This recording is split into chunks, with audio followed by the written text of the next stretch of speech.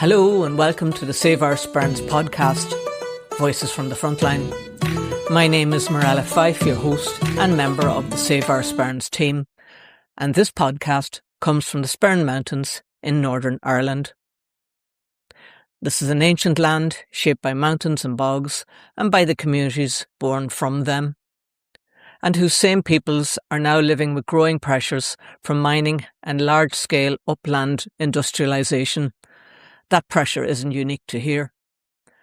Across the world, the so-called energy transition is driving ever more extraction. There's growing demand for critical minerals and rare earth metals, and that demand is landing on local communities, asking them to live with the long-term impacts of toxic mining. Season 1 looked at why the Sperrin Mountains matter through the voices of the people who live here and know this place well. Season 2 keeps those local voices at the centre while also stepping back a bit. In Season 2, we look at extractivism more broadly, how it's been justified, how it's fundamental to a system of accelerated growth, plundering ever more from a finite planet designed only to feed predatory capitalism, creating untold and unprecedented misery simply to support the bottom line of a balance sheet in some distant glass-walled boardroom, far from the ground we're standing on. Thanks for listening. Let's begin.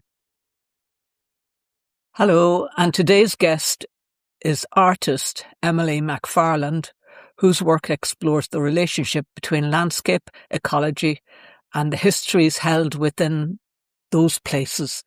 Much of her practice centres on peatlands, landscapes that are often overlooked or misunderstood, yet hold extraordinary ecological and cultural significance. Her most recent exhibition, Pollen Row Burn, presented at the Void Gallery in Derry, brings the bog to the centre of the conversation. Through moving image, sound and material, Emily's work invites us to slow down and reconsider these landscapes as living archives of memory, water, carbon and deep time. In our conversation, we chat about how art opens up different ways of seeing the land beneath our feet and what it might mean to listen more closely to the landscape that sustains us. So good morning, Emily, and welcome to the podcast. And can we begin by introducing yourself to our listeners? Tell us a little bit about your background, where you're from, where you were reared, what you do, and what it is that you're working on right now. Okay, well, thanks very much for having me, Morella. Big fan of the podcast, so delighted to be here. Yes, so my name's Emily McFarland, and I grew up in a townland called Tyrone. It would be sort of near Barra area, sort of on the other side of Oma. Okay. And interestingly, Tyrone, translated from the Irish word into English, is place of the rowan. So I grew up in Tyrone. I'm from a farming background. My father's a farmer, and my mother is an artist. And we sort of grew up very rural, kind of. There's a large bog behind us, the Tyrone bog. So kind of spent a lot of our childhood growing up, playing very kind of rurally, and so yeah. And what did the bog mean to you as a child? I think, whenever you kind of grow up in a kind of a rural, you probably don't really enjoy it whenever you're young. You kind of feel jealous of a lot of the, kids that live in the town near their friends. But I think it gives you kind of a sense of, awareness of the changing of the seasons as well. It kind of gives you a lot of freedom in a way, that you don't really have if you're maybe in a more urban setting. You can kind of go off and play, and there's not as much, I suppose. Yeah, you're not as restricted in a way. You have a lot of time for the imagination as well. And you have to find ways to entertain yourself. So, I think you have a lot of time to kind of kind of develop your inner world in a way, I suppose. For me anyway, maybe not for everybody. Okay, and can you tell us a little bit, what is it that you're up to today? What do you work at, or? Yeah, so I suppose I suppose going back to kind of my background, I studied fine art for my degree. So I moved to Dublin after I finished school, and I was studying at the National College of Art and Design for my degree, and then I moved to Glasgow and did a master's in fine art in Glasgow, and then I came back to um, the north of Ireland and worked for a time kind of as part of an artist collective called Catalyst Arts. So they're an artist-run organisation based in Belfast. And it's a 2-year directorship where artists kind of run an arts organisation, run kind of events, and kind of it's a training ground for artists, but it's also kind of a platform for emerging artists as well to show work. So I kind of worked it's voluntary as well. So you work for 2 years on a voluntary basis running this arts organisation. And then after that, a good friend of mine, Alicia Carnelli, and I set up an artist-run publication called Soft Fiction Projects. So Soft Fiction Projects is an artist-run publishing imprint based in Belfast. So we're based in a really amazing studio called PS Squared, and we have a Riso printer. And we run, so a Riso printer, for people that don't know, is it's basically a glorified photocopier, as I call it. So you can kind of print mass publications, mass posters in colour. So it's a Japanese type of printing in that you can kind of create volume prints. So a lot of kind of collectives and kind of grassroots organizations would use them for kind of distributing, materials, printed materials. So we've been kind of working with different groups and communities of interest to kind of come together and discuss ideas and discuss kind of texts that we read collectively and then respond and then print. So that's kind of something that I've been kind of doing alongside my own art practice. So I've been I've been working as an artist now, really, I suppose, since Catalyst, and, kind of developing different projects and, yeah. Okay. But I had no idea of the depth of that background, so it's great to get an insight into you. Now, recently you ran, in the last few years, you ran 2 exhibitions in relation to the bog. Can you tell us a little bit about the first exhibition, and then we'll move on to the second one? Yeah, so 2019, I was commissioned by Eva International. So they're a Biennale for Contemporary Art in Limerick. And their theme was the Golden Vein.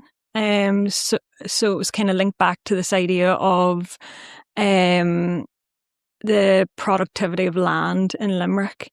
And so it was around the time that some of the I had already been aware of a lot of the issues going on here with the mine and the kind of questions that were being asked as well. So I thought it was a good opportunity to kind of link in with that kind of theme and propose something. So I kind of I've been making a series of work since then, really. It's kind of an ongoing project, research project. But so the first work was kind of focusing on just a small snippet of one-day conversation in the Greencastle People's Office, and those kind of conversations focused around sovereignty of land and kind of fears for the future, and some of the things that the community were sort of facing at that time. Mm-hmm. So I think it was day 365 was that project was recorded on, and then COVID hit, and then so the Biennale was supposed to happen I think it was around 2020, but it got pushed back and pushed back. So it kind of gave me the opportunity to make another series of work. So through that, I then kind of made another multi-channel video installation focusing on the freshwater pearl mussel. Mm-hmm. So that work was called Black Bog, and then Shallow and Deep as well. So there were 2 concurrent running videos side by side. And the Black Bog was really focusing on the kind of movement of water through the bog, through kind of water systems that are kind of linked into, I suppose, that are kind of the under threat from the planet application. So I was kind of using a microphone called a hydrophone, which is a particular type of microphone. It's kind of like a contact microphone. Okay. So it kind of picks up vibrations rather than sonic waves. So I was kind of recording the actual sounds in the bog. So pushing these kind of hydrophones and kind of generating a series of field recordings. So kind of returning to the site over and over again over a period of months, because it was COVID. Everybody was kind of, I suppose, outside and kind of maybe not in the same kind of work mindset as normal. So that was that project. And then concurrent with that, I was working with a person who is part of a freshwater pearl mussel breeding program. So the person that I was working with, he's kind of like the caretaker of these freshwater pearl mussels. It's a kind of a huge breeding program on the Ballinderry River. And kind of working with him and recording some of his experiences with the species and kind of his understanding of the life cycle of the species as well, and this kind of symbiotic nature of the freshwater pearl mussel and how it relies on a particular small juvenile salmon, lives on the gills of a salmon before kind of being dropped into the water and then kind of developing further. So that was kind of a while back. So that's probably 2021. And then I suppose my more recent work. So in 2024, the Void Arts Centre in Derry approached me to kind of think about developing a new commission, kind of building on the research that I've been doing. So I had a solo show at the Void Arts Centre in 2025. So it opened in September 2025, and the title of the overall exhibition was Paul and Roe Burn, or An Paul and Roe, which translates to the Little Red Pool. So the work really it was a series of works, 3 video installations, and this kind of a smaller archival projection as well. And the work really kind of focused on the interrelated hydrological systems that kind of flow through the land. So thinking about these kind of ideas kind of beyond the Anthropocene time frame as well. Yeah. Okay. So the kind of major work that I produced was the Paul and Roe Burn. So that work really kind of focused on following the water course from the source, so the Paul and Roe Burn, kind of through the threads of this kind of the watershed down to the Atlantic. And can I ask you a question there? I know, did you choose the Paul and Roe burn because it was a burn that's under threat from extractivism going forward, or what was your choice? What? So it actually kind of came about because I had attended the public inquiry, the last public inquiry, mm-hmm. and one of the kind of key things, one of the key sites that had been spoken about was the Paul and Roe burn, and a man, I didn't catch his name, kind of stood up in the public inquiry, and he was a fisherman, and he had a really keen knowledge of the waterway in that area, and had specifically spoke about, because I think the company had talked about how the site was ecologically unimportant, And that was something that kind of really kind of struck me. And then this man who kind of spoke up in the inquiry kind of talked about, that he had seen with his own eyes that the salmon had been using that river to spawn, because salmon come back to the same site to spawn.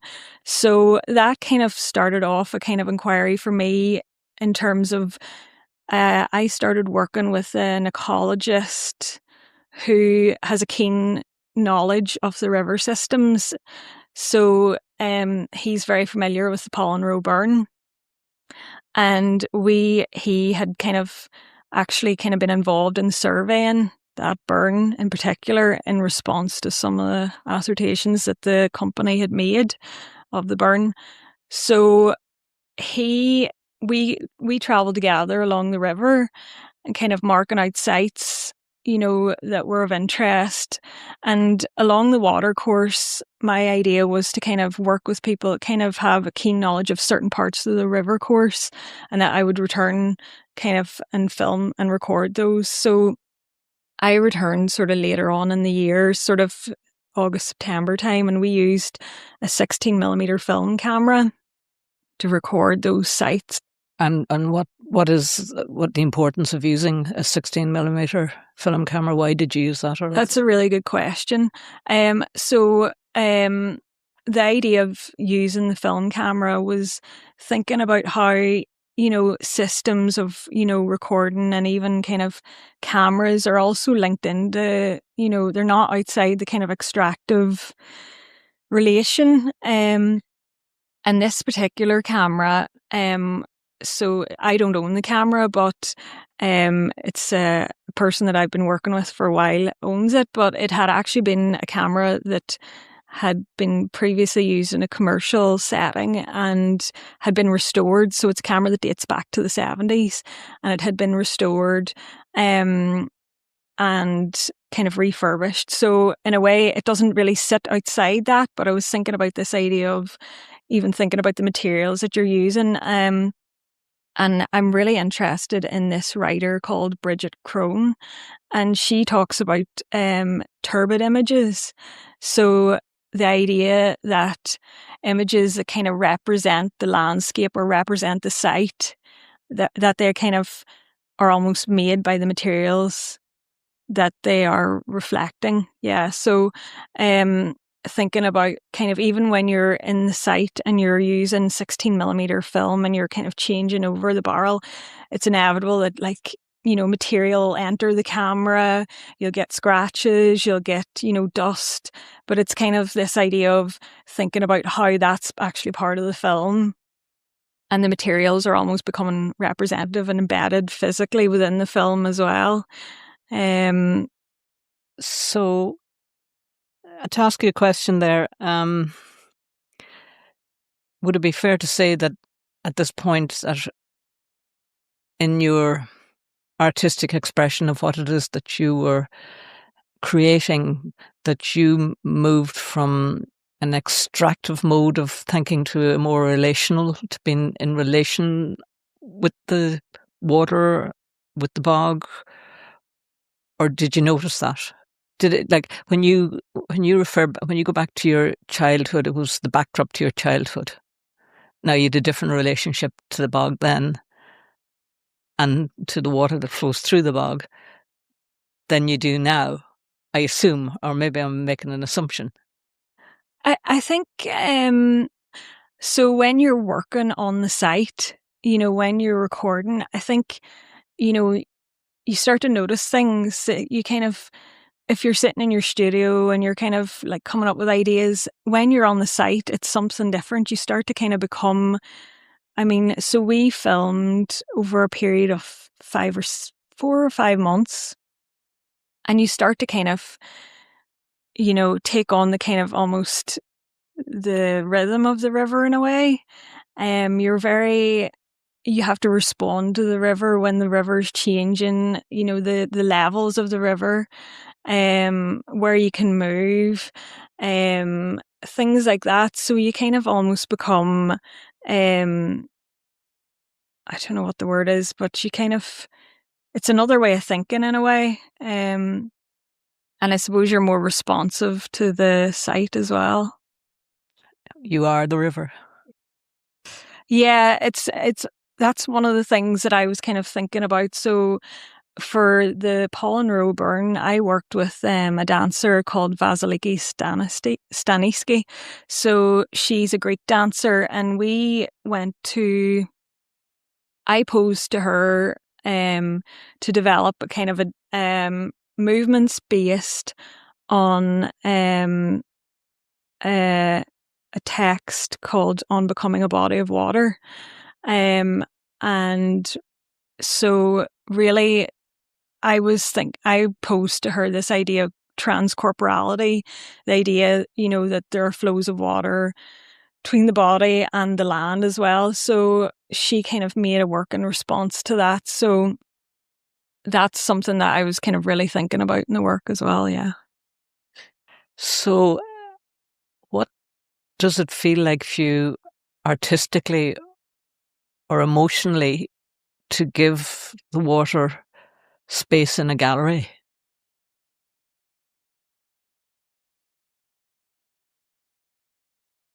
I think, so I'll talk about another work that I've made.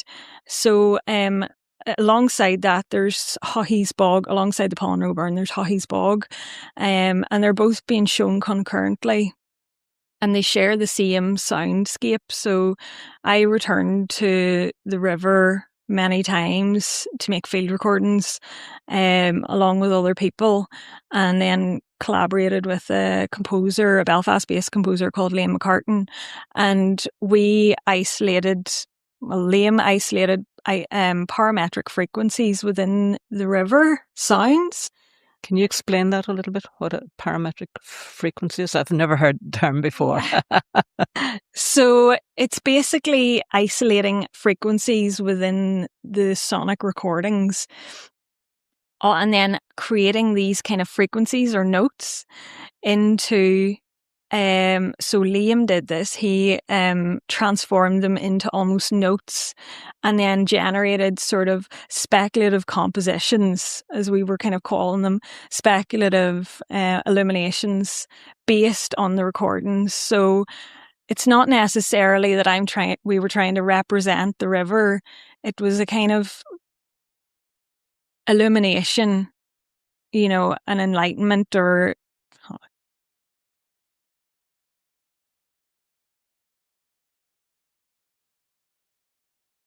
So it was really thinking about how, the idea that there is a connection, between the human and the body of water, and it's the same in a way.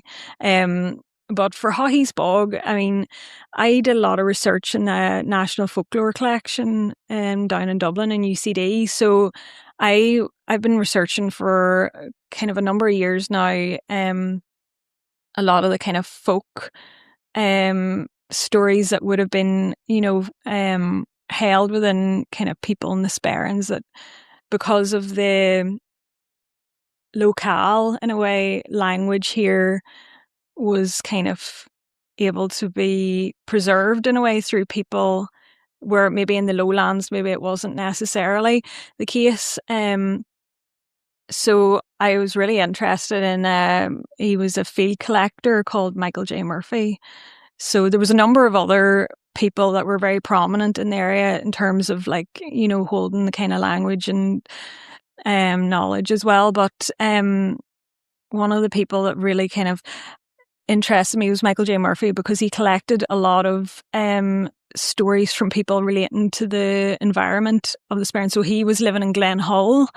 He was originally from Armagh, but he collected a lot of knowledge around the ecology and sort of the ways in which people would have interpreted the understandings of the land. So, for example, water diviners and people that would have held knowledge of, non-human indications of different, I suppose, weather patterns, where to find water and things like that. And that's something that really interested me, because of the idea of that when you live in a landscape especially over a number of generations, you develop an understanding that you don't, that things are in a delicate balance in a sense. And when, I suppose, if you're a company coming from outside, you might already, you might not care, but those things that are held in delicate balance were understood by people that lived closely with the land. And some of the kind of recordings that Michael J. Murphy made kind of really reflect that. And that was something that I sort of wanted to kind of include in the work, because it just felt that those kind of, I suppose in a way there's new knowledge now and people have new understandings as well, but those things are fed down through generations. And interestingly, on the night of the opening of the exhibition, a woman who I'd never met before came up to me and actually said that one of the pieces of text that kind of talked about a cold moon and a warm moon, and she said to me, where did you find those stories? Because my father or my grandfather used to say that all the time, but I've never heard anybody talk about that since, and it's just interesting how those kind of stories are lost over time, or if they're not properly cared for, told to next generation, I suppose. That's fascinating. And do you think the bog or the peatlands whole stories we're not used to hearing? I think, one of the interesting things is also this idea of the Anthropocene. And, I think it's very easy to forget the sort of non-human understanding of the bog as well. And that we're sort of not the only species to be dependent on this life source. So one of the other works that I made was Cloudberry after P.H. Kirtland. So that work was kind of retracing the steps of a botanist who went across the Sperrins to look for the last cloudberry. So a cloudberry is it's a type of it's the Rubus camemoris. So it's the only example of the cloudberry on the island of Ireland, and a kind of a number of botanists over the years kind of went to the Sperrins to look for it. Some were successful, some weren't. But at a period, then they thought that the cloudberry was completely extinct. Mm-hmm. And then Mary Kirtland, took it upon herself to go across the mountains to kind of find the cloudberry again. But I think so that particular mountain that the cloudberry is on is it's a bogland mountain. So I think the idea that the cloudberry is kind of the last relic of the Ice Age, kind of holding on. And so I kind of worked with a botanist, an ecologist, a botanist and a horticulturist, Nolene Smith, who's based in UCD, and they're studying this particular species, this particular plant, because they think that it has a genetic variation in that. Well, potentially, they're not sure because they're still studying it, but that has kind of set it aside from all the other plants, because it does grow kind of quite well. It's quite kind of common in Scotland and kind of in the Nordic regions. So they think that there could be a specific reason why this plant has managed to resist, I suppose, survive on the mountain for this period of time. So that, for me, that was quite interesting. This idea of care as well, and kind of preservation. So working with the cloudberry, working with the water, working with the bog, working with the uplands. As an artist, what does that ask of you conceptually? Well, I think this project was really kind of bringing together multiple voices, and that's really what I had intended. So I was thinking about, I was thinking about Earth Sperrins, which is the legal, I suppose people could probably define it better than I can, but the legal rights of nature. And one of the an event that I attended when I was making the work, which really, really impacted me, was the event. The river. It was the gathering. It was the gathering. Yeah. So one of the projects, or one event I attended whenever I was developing the work was the gathering, and it was just such an amazing kind of event, bringing together lots of different voices and kind of talking about the rights of the river. And I was kind of really interested in this idea of earth disappearance. So thinking about kind of these bodies of water as rights-bearing entities. So the bog and the river and the cloudberry as a kind of a rights-bearing entity, interconnected. And it was important for me to kind of work with multiple voices. So I was thinking about so the few people that I kind of wanted to connect with in terms of this thinking was a few writers, environmental lawyers and activists as well involved in the campaign. And that kind of came together through a publication poster that was produced, commissioned for the work for the exhibition. So it was called 1,000 Runs Rills. One of the kind of things that kind of came together was this publication, and including a number of writers and environmental activists and an environmental lawyer, and really thinking about the rights of the river as a rights-bearing entity. So, yeah.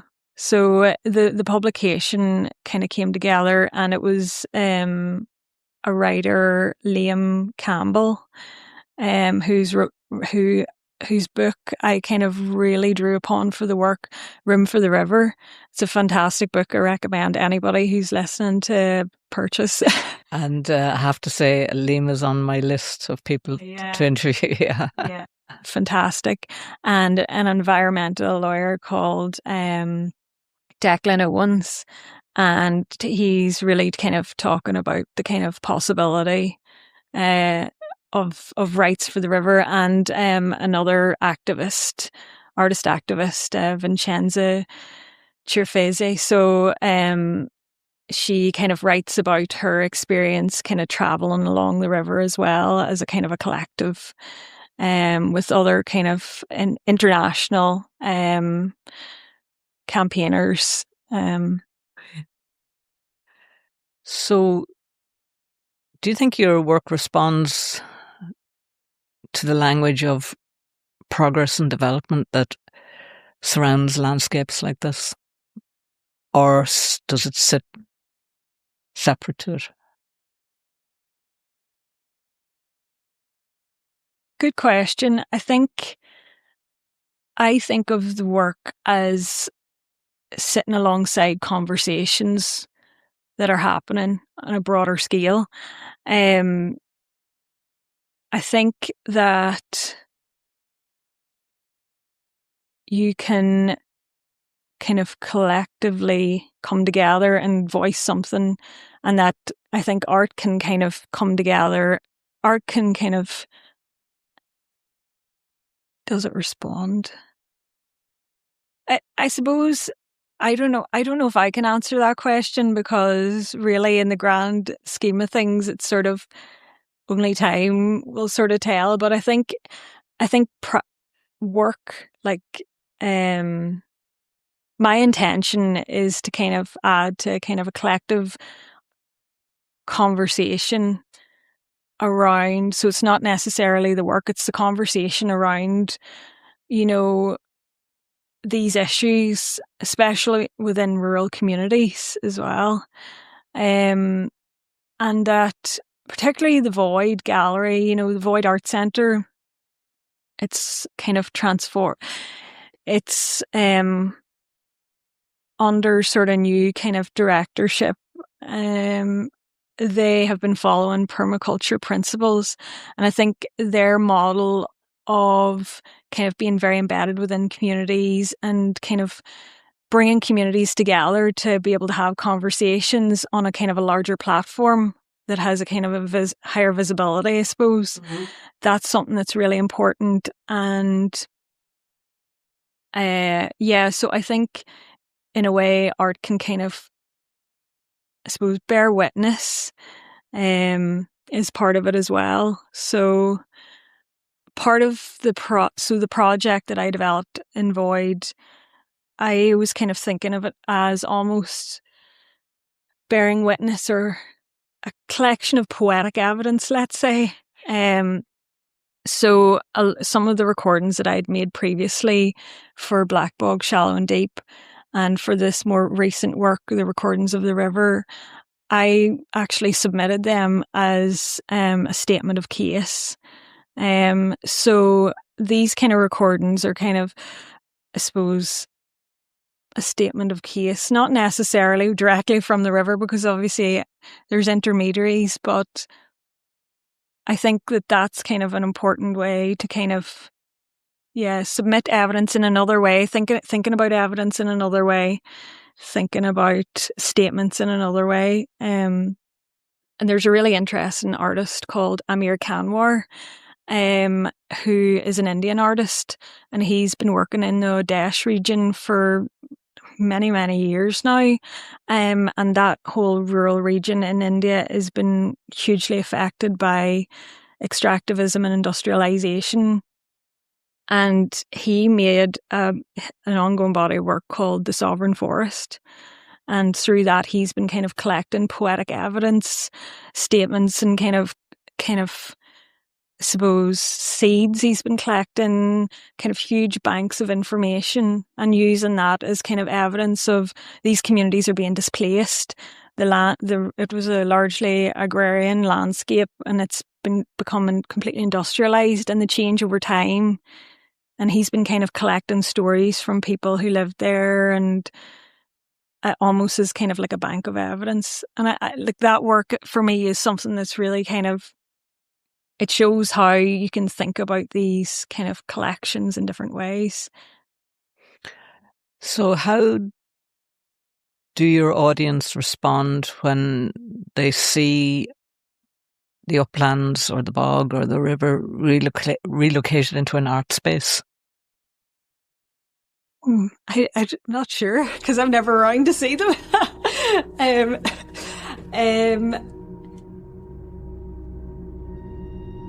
So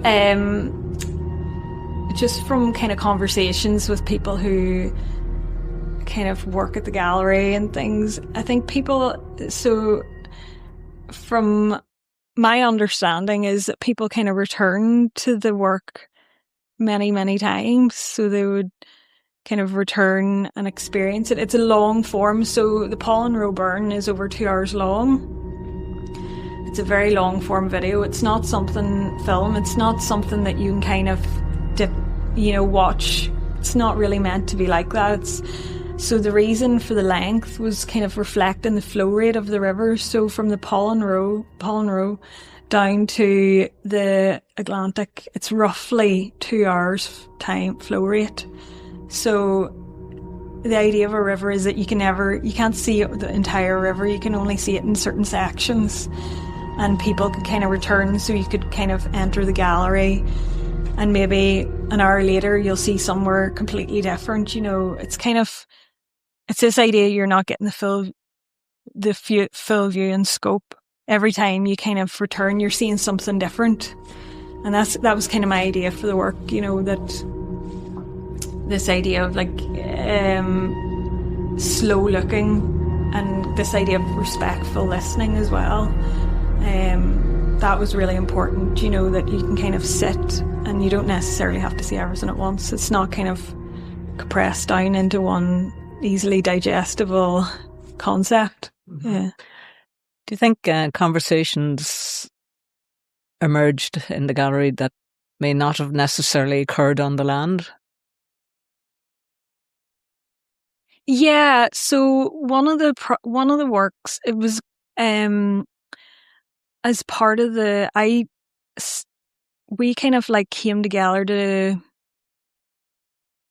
So one of the projects that I kind of initiated through the exhibition was the Living River Archive.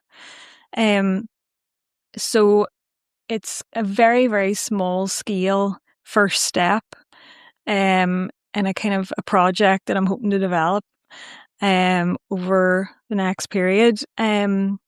But really, so in the archive, Save Our Sperrins contributed the most amazing collection of videos that they had recorded on the Pollen Row, but other tributaries in the water catchment. So they had recorded species and plants and animals that use the river, and that was in response to the company's assertion that the river was ecologically unimportant. So people who attended the gallery were able to kind of look through. There's hundreds of videos. I think there's one of a heron with an eel. There's some really amazing clips. So that's actually still available to view in the Void at the minute as part of their current exhibition. So people feel free to go in and have a look. And there's a number of other materials in the archive as well. But as part of that, we organised a workshop called Counter Mapping the River. So Vincenza, I worked with Vincenza, and we came together to develop a small workshop. It was maybe 7 or 8 participants. And Vincenza has a kind of a workshop where she has her methodology of counter mapping. So we kind of collectively imagined watery places that I suppose connected with each person, and then we brought them together, we threaded them together and kind of had a conversation around that. And then we kind of collectively recorded the river as well, and the results of that kind of coming together was then put into the archive. So yeah, I suppose it's kind of those conversations that happen alongside the work are also really important as well.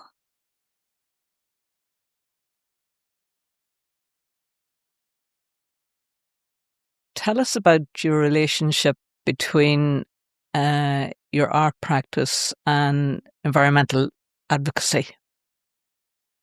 Your own personal relationship. Not sure how to answer that one. My own personal relationship. Okay. Yeah, so I suppose going back a number of years now, whenever I was a student in the National College of Art and Design, as part of a student delegation, we travelled to Western Sahara.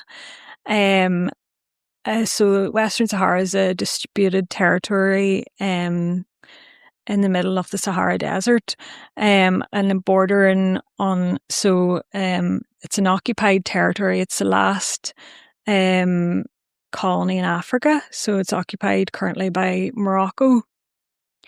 So I think I was around 19 or 20 maybe at the time. And so a number of other kind of projects were happening at the time, but one of the things that we were kind of living with communities there, and one of those communities are kind of in the process of the struggle for self-determination.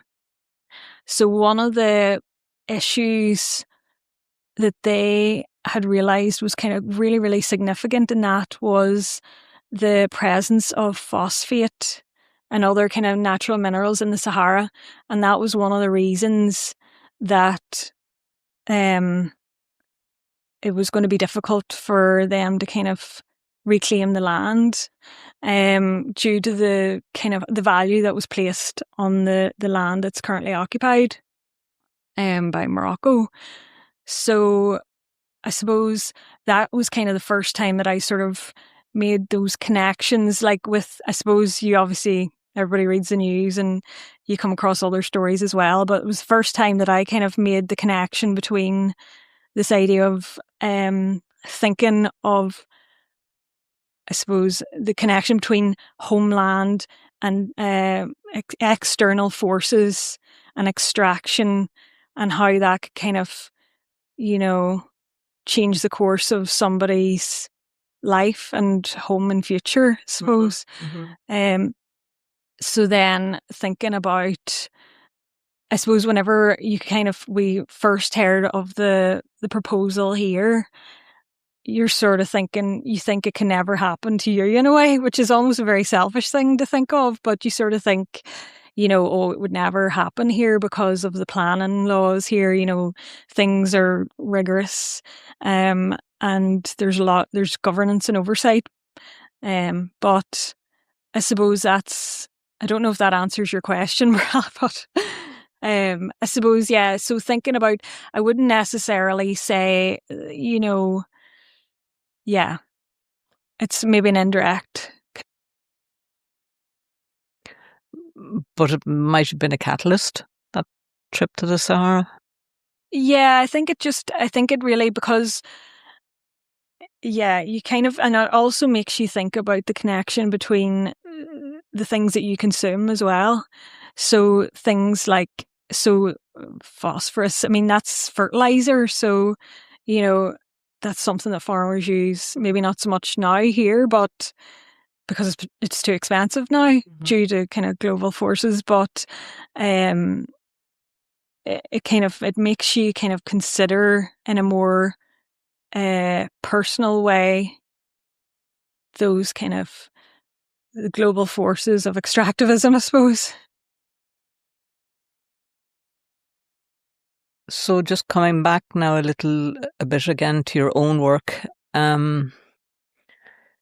if the bog or the river or other beings had a voice, what do you think their tongues would be saying? Yeah, I think one of the things that's interesting to me is that this idea of thinking about the human as the kind of the selfishness of the human, to think that we're at the centre. So I suppose the embodiment of being a person, you can never really get away from that. So one thing that really interested, so Hockey's Bog, that film project kind of focused around the 5,000-year-old Scots pine forest that had been preserved perfectly in the bog. So that bog was a commercially extracted bog, and part of the reason that it stopped being commercially extracted was because of these giant roots that were kind of stretching across the bog, and just became physically impossible to kind of plough that, or the process to cut turf on. Yeah, to cut turf commercially. So I was kind of thinking about these roots as a kind of form of resistance, in a way that it's a non-human form of resistance. It's not a conscious resistance, but I was thinking about these kind of roots as having agency in a way. Right. Yeah, and thinking about how these kind of forces that are kind of embedded within the bog that have been perfectly preserved because of the conditions of the bog have now kind of emerged again and kind of created an element of, I suppose, resistance within their own extractions. So that was really kind of why I was so interested in the bog. And now that bog is currently being re-wetted. So Ulster Wildlife have taken over that site and are now kind of using it as a kind of a test case for re-wetting the bog and kind of bringing it back, trying to restore it to the original habitat. So I found that connection really interesting. This idea of the bog kind of as a site of first extraction, then resistance, and now it's kind of become this other thing. And the interesting thing about that bog is beside it is the black bog, which is the most perfect example of a lowland raised bog, I think, in maybe Ireland. It's got Ramsar status, hasn't it? Protection, European protection.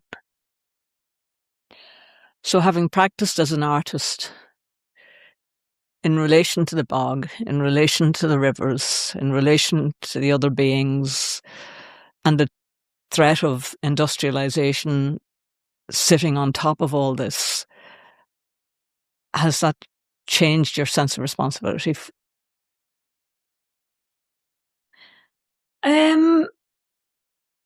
That's a good question. It changed my responsibility. I suppose the project has kind of evolved over time, and it's evolving in different ways that I kind of never really thought about. But one of the things that I think is so I suppose gives me kind of momentum in a way is the kind of conversations that happen around the work and how the threads kind of pull out, and there's different kind of conversations happening around how to kind of record memories, I suppose. But responsibility, it's a complicated question. Are you thinking in terms of like a responsibility kind of continue, or? I'm thinking in terms of at the moment our governments are not doing a particularly good job of looking after the air we breathe, the water we drink, and the earth that supports us. I might add that the district council are also not doing a particularly good job, possibly because they're limited by budget and so on. And our political parties are definitely not doing a good job. And so it leaves the last line of we are, and people like us are the very last line of defence for the earth that supports us. And has that broader sense, working in the realm of what you've been working with, has that broader sense of responsibility or shifted? Or it may not have. You may not see it as your responsibility at all, or shifted your thinking around it. Yeah, well, I suppose going back to, I understand what you're talking about. I think for me, one of the things that really kind of, I suppose, looking back into the Michael J. Murphy archives, and also he wasn't the only person that recorded a lot of the kind of stories in the area, and there's Mutterlunya folk tales as well, and many others. And I think there's a responsibility there to record, remember, and bear witness, and also, I wouldn't say preserve, but I think the case of bearing witness is something that's very important in terms of this area it's a rural area. We are the kind of eyes of the area. I suppose we are maybe a bit cheesy to say, but like we are the nature in this area that bears witness to the things that are changing in a way. We're not outside the system of nature, and it's almost nature kind of coming to the defense of itself, I think, in a way. So I suppose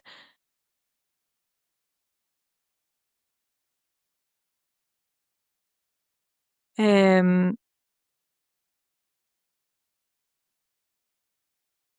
a good question. It's a very good question. Yeah, I think you really there are kind of, I suppose, forces out with that you kind of can't control, but I suppose the only things that you can do and are within your control, then you kind of respond to those. And I suppose part of that is when you're embedded in a place, or you feel a connection to a place, or there's stories that are passed down over generations. It's not something you can kind of sort of, disregard in a way. So I suppose, yeah, I don't have an answer, but I think perhaps you've answered it. Bearing witness, which is what you've done. Yeah. You've taken in the arena that you are in. You bear witness, and you've made that your responsibility. It doesn't mean that you have to be out waving placards, or it's as you haven't ignored it. Yeah.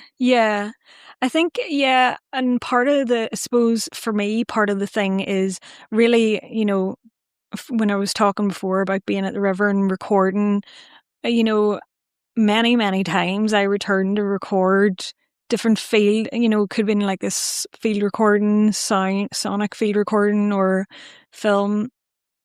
And over time, you're bearing witness to small changes, and people, that are kind of familiar with the river, fishermen, people that are kind of on the site, on the land, they notice things that change over time. I mean, I'm sure there's a lot more people than me that are sort of on the landscape, walkers, hill walkers, people that live in the areas, but yeah, it's a good question, Ron. I don't think I could. Maybe there's no answer. Yeah. Just leave it like that. Yeah. Last question. What gives you hope? What gives me hope? I think the people like yourselves are definitely just over the, I suppose, period of time that you've been kind of, relentless in a way, and dedicated and informed and proactive as well. I think that gives us hope as a wider community, because it shouldn't be that way. It shouldn't be that you have to dedicate your personal time to doing something that should be a given. But I think that definitely is really, really hopeful and reassuring, I suppose, as well. Okay. Reassuring that competent people are advocating and in ways and kind of using the system against itself. Yeah.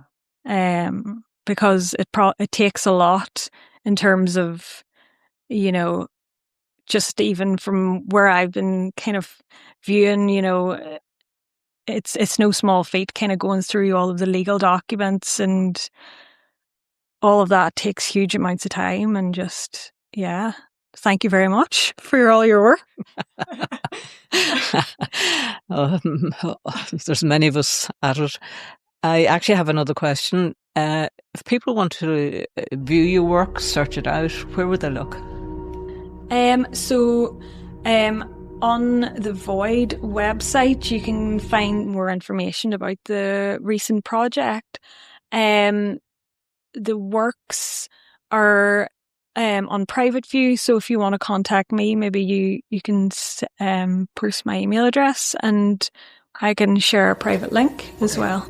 Okay, that's great, because I am sure there will be people very interested in this from right across the world. Yeah, absolutely. So, Emily, thanks for a brilliant conversation. It was insightful to speak to you, and because having witnessed your work and having witnessed your progress as an artist over well, I know you quite a long time now.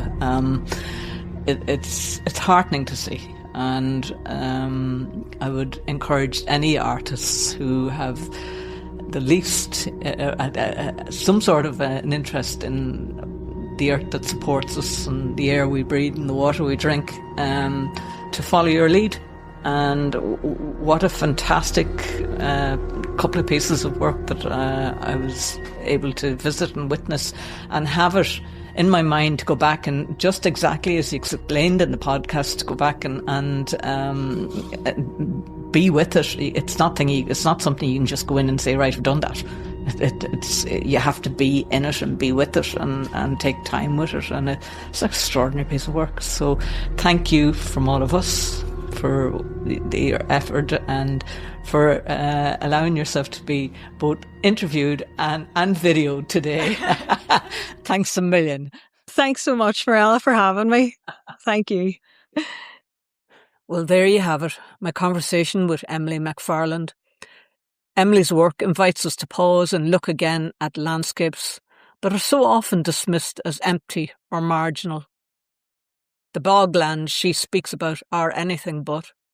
They are living systems holding water, holding carbon, holding memories. Landscapes shaped over thousands of years and yet often treated as if they were expendable. Through her work, she has forced us to move the bog from background to the centre of conversation, something that asks to be listened to rather than simply used. At a time when these landscapes are increasingly caught up in competing visions of development, energy transition and economic growth, Emily's work shows us that how we see a place matters. And sometimes art has a way of slowing us down just long enough to notice what has been there all along. If this conversation resonated with you, please follow the podcast and share it with others who might find it interesting.